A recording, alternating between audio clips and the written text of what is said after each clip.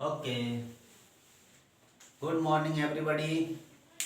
Myself H.S. Mehta, Faculty of Chemistry at Iron Classes Kota. तो आज अपनी 11th की फर्स्ट क्लास में है, जो कि आपका some basic concept of chemistry से रिलेटेड है, यानी कि केमिस्ट्री के इंट्रोडक्शन से रिलेटेड है। उसमें हार्दिक स्वागत है। तो आप अपने टॉपिक का नाम लिखें, some basic concept of chemistry. Some basic concept of chemistry. तो देखिए, ये इतना इम्पोर्टेंट टॉपिक है, इसमें बोला बेसिक कंसेप्ट। बेसिक कंसेप्ट जो होते हैं वो हमेशा काम आते रहते हैं। जैसे आपके मैथ्स का बेसिक कंसेप्ट होता है टेबल, तो 10 तक की टेबल आपको याद होना चाहिए। तो इसी तरह से आपके 11th भी फर्स्ट क्लास की तरह ही है, जिसमें आपको जो बेसिक कंसेप्ट हैं वो हमेशा साइंस के अंदर काम आते रहेंगे। तो इनकी नॉलेज बहुत परफेक्ट तरीके से आपको होना कंपलसरी है।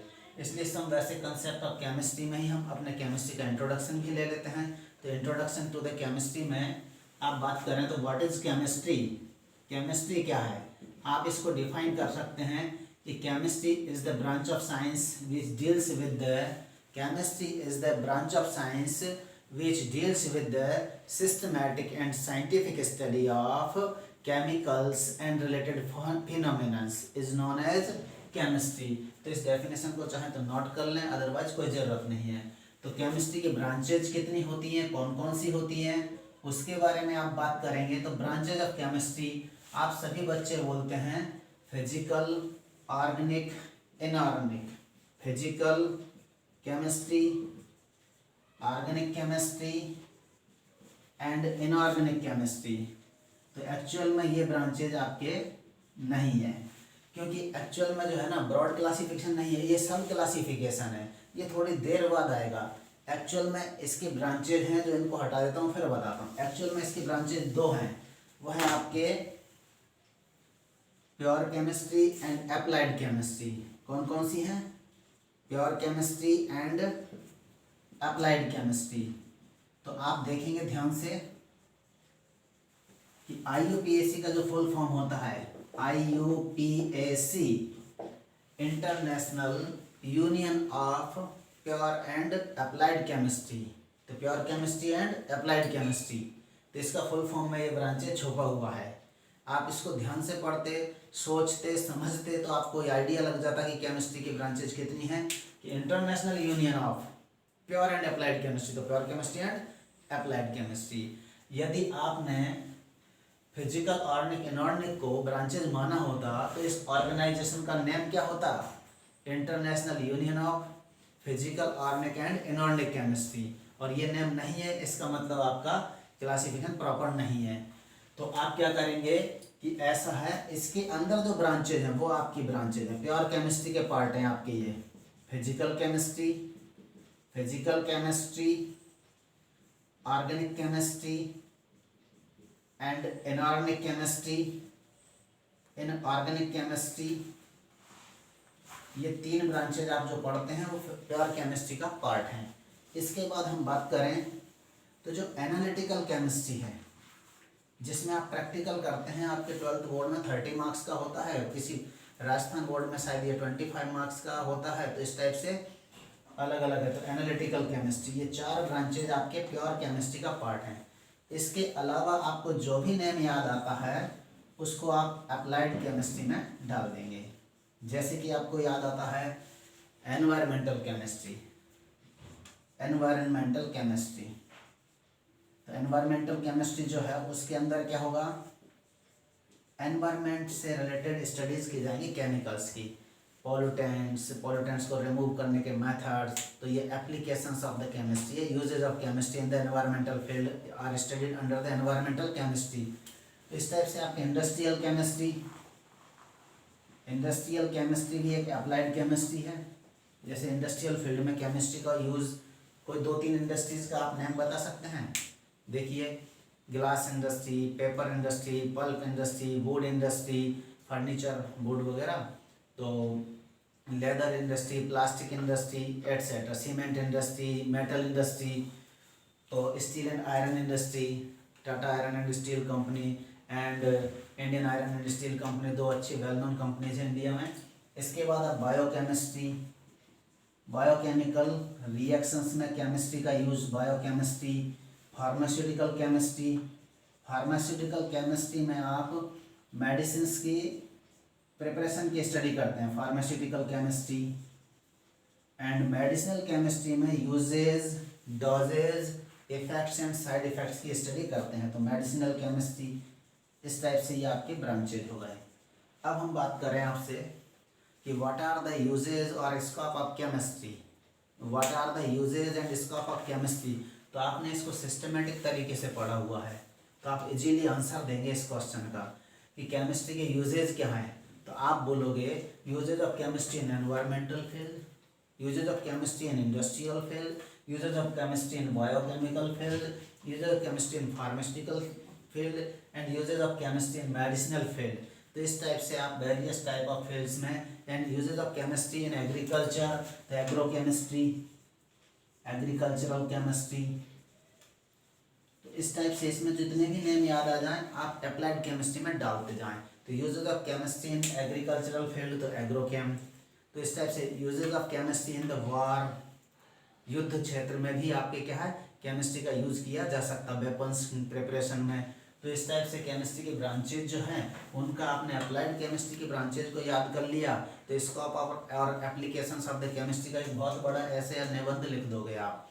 कैसे कि एनवायरमेंटल केमिस्ट्री में 4 लाइन लिखोगे, 4 लाइन आप इंडस्ट्रियल केमिस्ट्री में लिखोगे, इसी टाइप से बायोकेमिस्ट्री के बारे में 4 लाइन, फार्मास्यूटिकल केमिस्ट्री के बारे में 4 लाइन, मेडिसिनल केमिस्ट्री के बारे में 4-6 लाइन, तो इंडस्ट्रियल एग्रीकल्चरल केमिस्ट्री के बारे में 4-6 लाइन लिखोगे। तो इस तरह से आप एक अच्छा खासा निबंध बना सकते हैं, ये एप्लीकेशंस ऑफ केमिस्ट्री। तो इनको नोट कर लें, इसके बाद हम इसको मिटा देते हैं। आप वीडियो को पॉज करके नोट कर लेना। अब लिखें importance of chemistry, importance of chemistry. तो आपको पता है अप्लाइड केमिस्ट्री से पता चल गया, तो अभी इम्पोर्टेंस ऑफ केमिस्ट्री को आप नोट करेंगे। इम्पोर्टेंस ऑफ केमिस्ट्री, तो देखिए केमिस्ट्री के जो इम्पोर्टेंस है, first in medicinal field, in medicinal field, medicinal field में हमें 2 मेडिसिन अच्छी तरह याद रखना है। वो हैं आपके cisplatin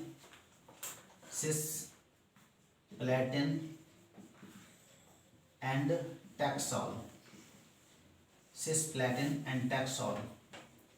These are anti-cancer drugs. These are anti-cancer drugs.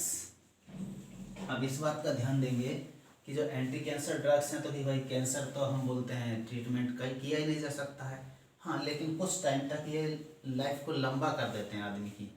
यानी कि कोई मरने वाला है तो उसको 2-4 साल और जीने के योग्य बना देते हैं। परमानेंट ट्रीटमेंट फिर भी नहीं है, लेकिन सिस्प्लेटिन एंड टैक्सोल थोड़ा बहुत सक्सेस गए हैं। एक आता है AZT, एजिडोथाइमिडीन। तो ये जो मेडिसिन है हमारे एजिडोथाइमिडीन, वो भी क्या यूज होती है, एंटी एड्स ड्रग।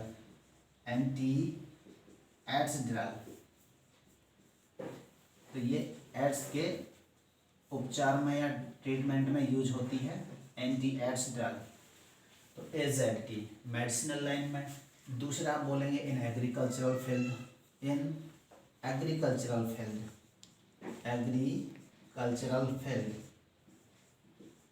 तो जो फार्मर्स होते हैं उनका पहला इसी साइंस से पड़ता है। एग्रीकल्चरल फील्ड में आपके पास जैसे फर्टिलाइजर्स,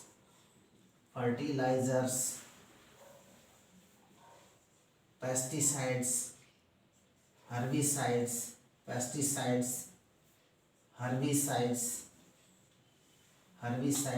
एटसेट्रा। फर्टिलाइजर्स में आपने नाम सुना होगा urea, DAP, di ammonium phosphate, तो DAP, सुपर फॉस्फेट एटसेट्रा। तो ये हमारे क्या हैं, फर्टिलाइजर्स हैं।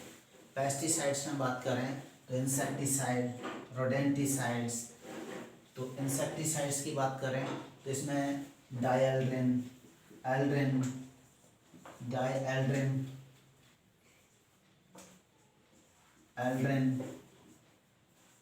DDT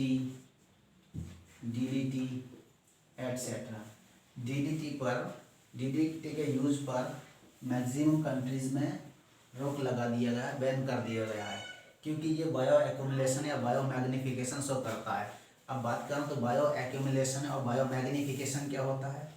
ये चीज़ एनिमल टिश्यूज़ में जाके डिपॉजिट होने लगती है और कंसंट्रेशन बढ़ने लगता है, और उस चीज़ को हम बायो मैग्निफिकेशन या बायो एक्यूमुलेशन बोलते हैं। तो जिसकी वजह से वो हार्मफुल होने लग जाती है और एनिमल बींग्स को या किसी भी लिविंग बींग्स को नुकसान करने लगती है। तो डीडीटी का आज की डेट में हर्बिसाइड्स में बोर्डेक्स मिक्सचर जो है फंजीसाइड्स होता है। हर्बिसाइड्स की बात करें तो आर्सेनिक कंपाउंड्स को यूज किया जाता है, आर्सेनिक ऑक्साइड, आर्सेनिक सल्फाइड, तो ये हर्बिसाइड के अंदर आ जाते हैं। इस तरह से ये नोट कर लेना। और अब हम आगे बात करते हैं तो मेजरमेंट इन केमिस्ट्री की। नोट करें टॉपिक मेजरमेंट इन केमिस्ट्री। ये 11th का फर्स्ट टॉपिक का फर्स्ट लेक्चर है। 11th क्लास का फर्स्ट टॉपिक का फर्स्ट लेक्चर है, जिसमें यहीं से हमारा स्टार्टिंग होता है सही तरीके से टॉपिक। तो measurement in chemistry, measurement in chemistry. और इस बात का ध्यान रखें, ये मेजरमेंट इन केमिस्ट्री हेडिंग है, बट मेजरमेंट इन केमिस्ट्री हो, चाहे मेजरमेंट इन फिजिक्स हो या मेजरमेंट इन साइंस हो, किसी भी ब्रांच में हो, ये मेजरमेंट यूज होता है। सभी ब्रांच के लिए मेजरमेंट हमेशा कॉमन रहता है, मेजरमेंट अलग नहीं होता। फिजिक्स वाले 1 किलोग्राम को 1 किलोग्राम बोलेंगे तो हम केमिस्ट्री वाले 1 किलोग्राम को 1 किलोग्राम बोलेंगे, कोई अदर अमाउंट नहीं बोलेंगे। तो इसके लिए हमें क्या करना है, मेजरमेंट इन केमिस्ट्री आप पढ़ रहे हैं, लेकिन आप ये मान के चलें कि चाहे वो फिजिक्स हो, मैथ्स हो, कोई भी साइंस ब्रांच हो या नॉन साइंस ब्रांच हो, सभी के लिए मेजरमेंट कॉमन है। तो हाँ, पढ़ते केमिस्ट्री में तो केमिस्ट्री बोल देते हैं, इसको फिजिक्स में पढ़ते तो मेजरमेंट इन फिजिक्स बोल देते हैं।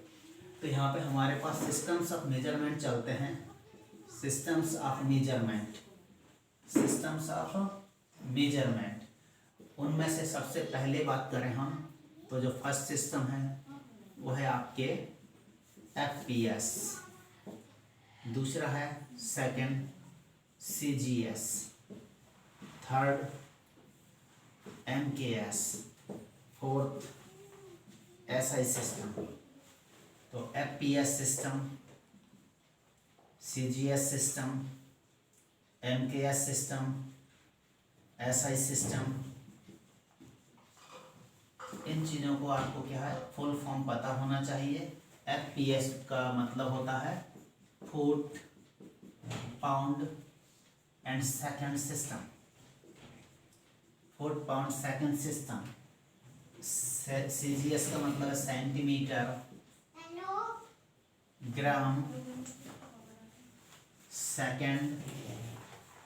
Second system. MKS का है metre, kilogram, second system. And SI का मतलब होता है system international, system international, system international, international. ये फ्रेंच टर्म है, सिस्टम है इंटरनेशनल है।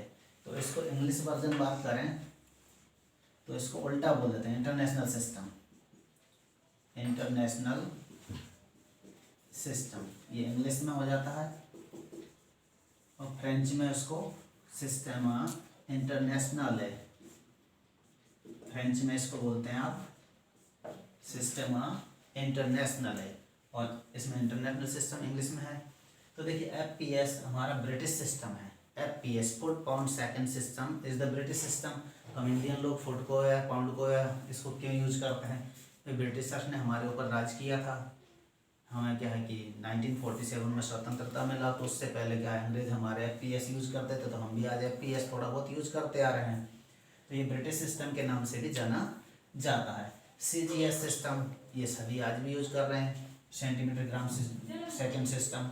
और इसका ज़्यादा यूज हम केमिस्ट्री वाले करते हैं, क्योंकि छोटी अमाउंट्स को सेंटीमीटर को या ग्राम को हम लेते हैं, किलोग्राम में बड़ा पेंट की कोई ज़रूरत नहीं। कार है तो 400-500 किलोग्राम से ऊपर स्टार्ट होती है, और इस तरह तो हमारे पास तो थोड़ा सा सॉल्यूशन लेना है, उसमें थोड़ा बहुत अमाउंट में डिजोल्व करना, तो ग्राम को यूज करेंगे। तो CGS सिस्टम केमिकल सिस्टम है, केमिस्ट्री के लिए ज़्यादा यूज होता है, फिजिक्स और मैथ्स के लिए इतना कोई ज़रूरी नहीं है। लेकिन MKS सिस्टम सभी के लिए यूज होता है। एमकेएस सिस्टम को जेनेवा सिस्टम भी बोलते हैं या मैट्रिक्स सिस्टम भी बोलते हैं। इसका मॉडिफाइड वर्जन है एसआई सिस्टम, यानी इसमें सुधार करके जो बनाया है। तो एसआई सिस्टम और एमकेएस सिस्टम दोनों के हैं एक ही चीज़ है, एक तरह ये मॉडिफाइड है और उसमें सुधार किया है।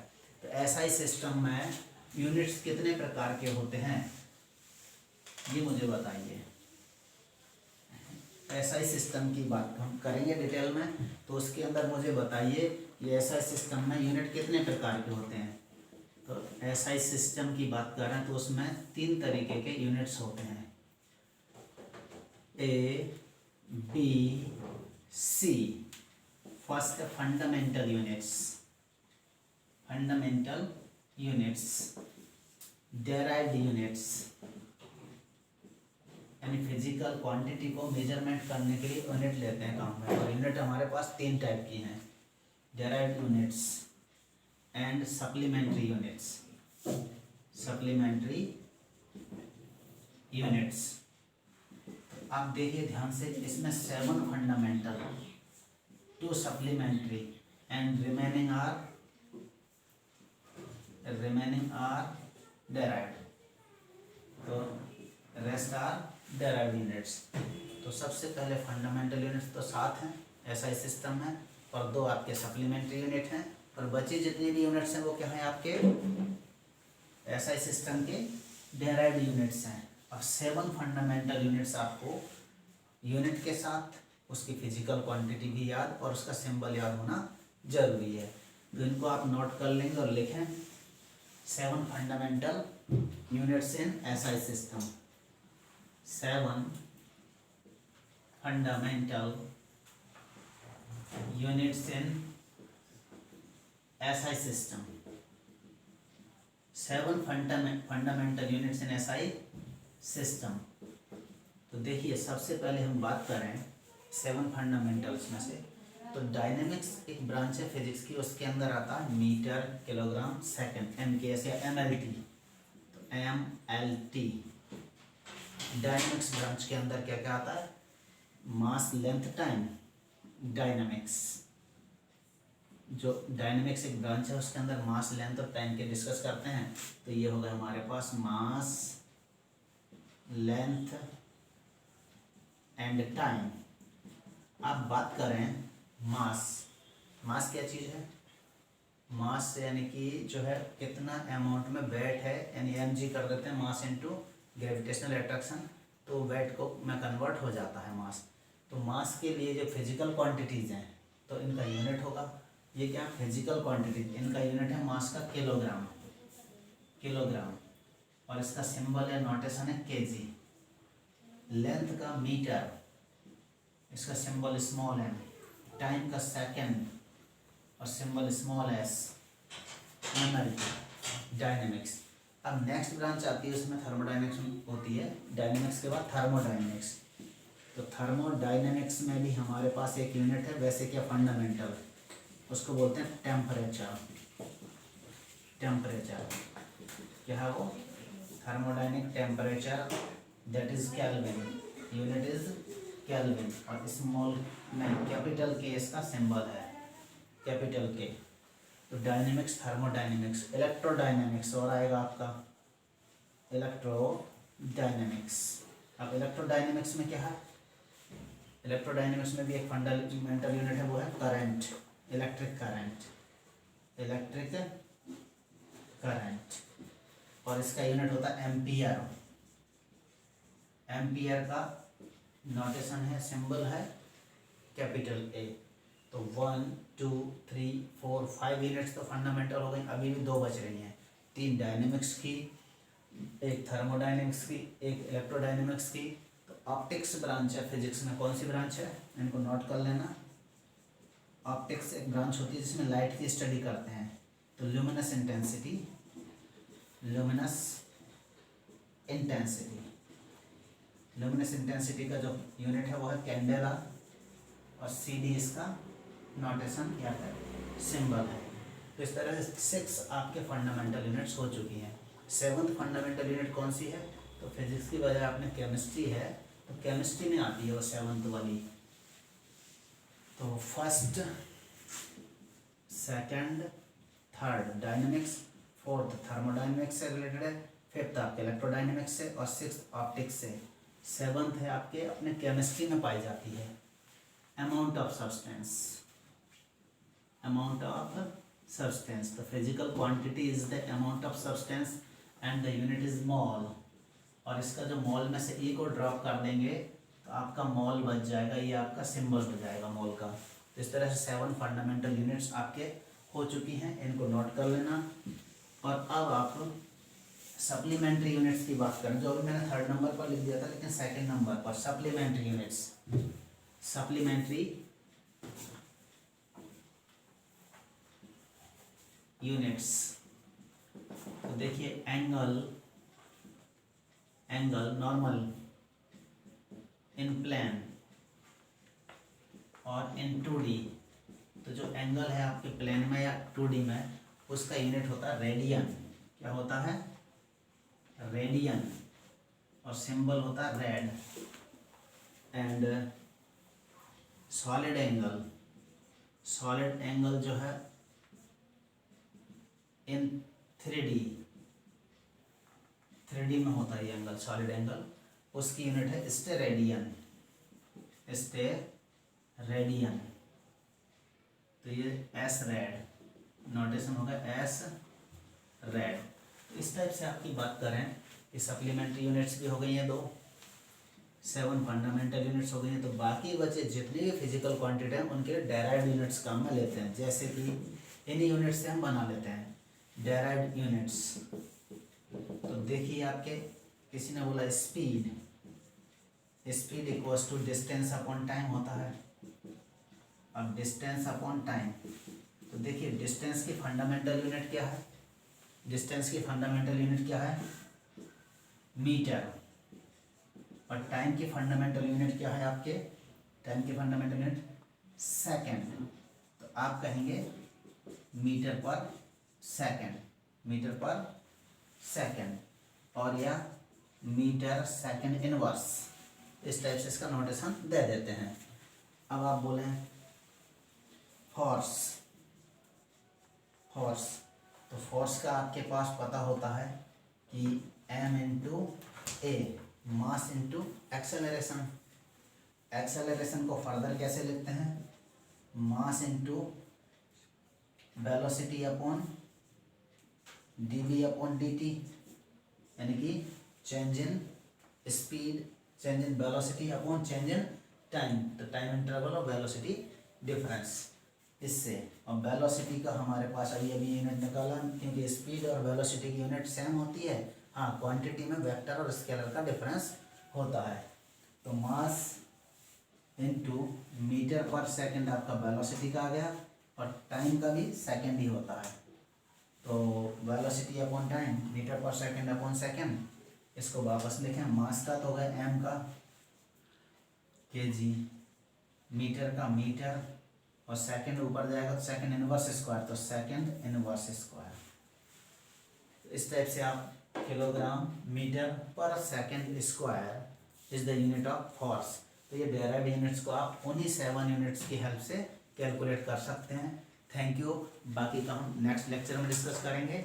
धन्यवाद, और लगातार बने रहें। और इसी एक एक लेक्चर को आप 2-2 बार या 3-3 बार सुने, ताकि बाद में रिवीजन की झंझट खत्म हो जाए। क्योंकि बाद में हो सकता है टाइम आपको रिवीजन के लिए मिला या नहीं मिला, तो एक ही बार में आप उसको 2 या 3 बार रिवाइज कर लें, परमानेंट ढंग से याद कर लें, अपने नोट्स बना लें, और हम प्रिंटेड नोट्स भी आपको प्रोवाइड करेंगे। Thank you.